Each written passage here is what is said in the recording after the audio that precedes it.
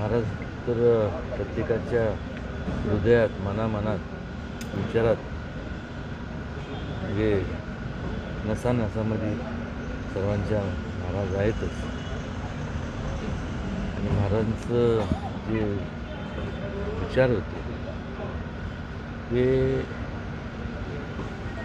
एवढे पुरोगामी विचार होते की त्या काळात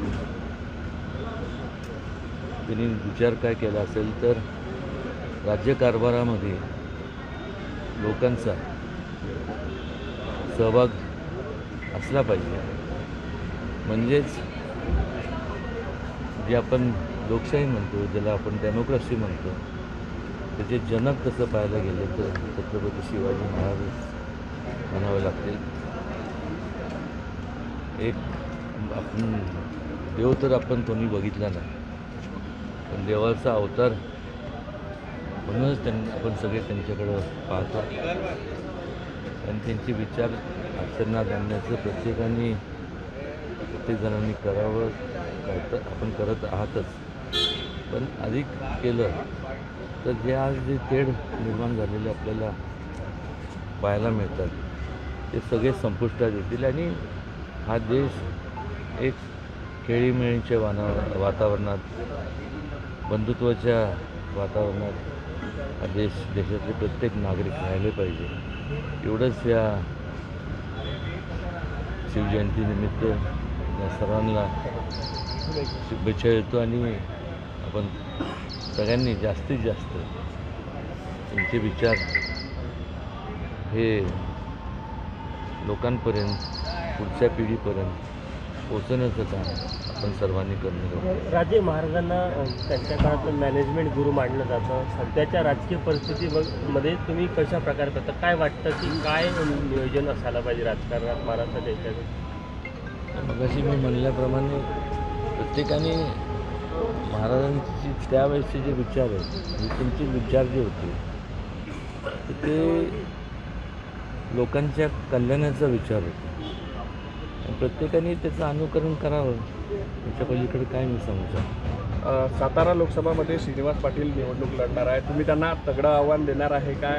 हे बघा, लोकशाही आहे, प्रत्येकाला लोकशाहीमध्ये प्रत्येकाला म्हणजे अधिकार आहे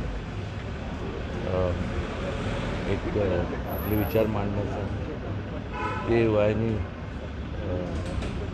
म्हणजे मोठे तर आहेतच, एक वडीलधारी व्यक्तिमत्व तर आहेत, ते आहेतच. त्यामुळं आव्हान बिव्हान म्हणण्यापेक्षा मी काय त्याबद्दल तुमची काय इच्छा आहे? माझी इच्छा तुमची, मी उलटं विचारतो, तुमच्या सर्वांची काय इच्छा आहे? तुम्हाला लोकसभा लढायची आहे का यावेळेस? प्रत्येकाची इच्छा असते, त्यात मी काय अपवाद नाही. पण ते भाजपकडून लढणार आहात की वेळ पडल्यास अजितदादा गटाला ती जागा सुटली तर अजितदादा? नाही, एक लक्षात घ्या, आपण जर बारकाईने जर विचार केला तर मोदीजींनी महाराजांचे जे विचार आहेत हे जास्तीत जास्त लोकांपर्यंत पोचवण्याचं केवळ मोदीजीच नाही तर त्यांचे सर्व जे सहकारी आहेत या सर्वांनी पोचवण्याचं काम केलं.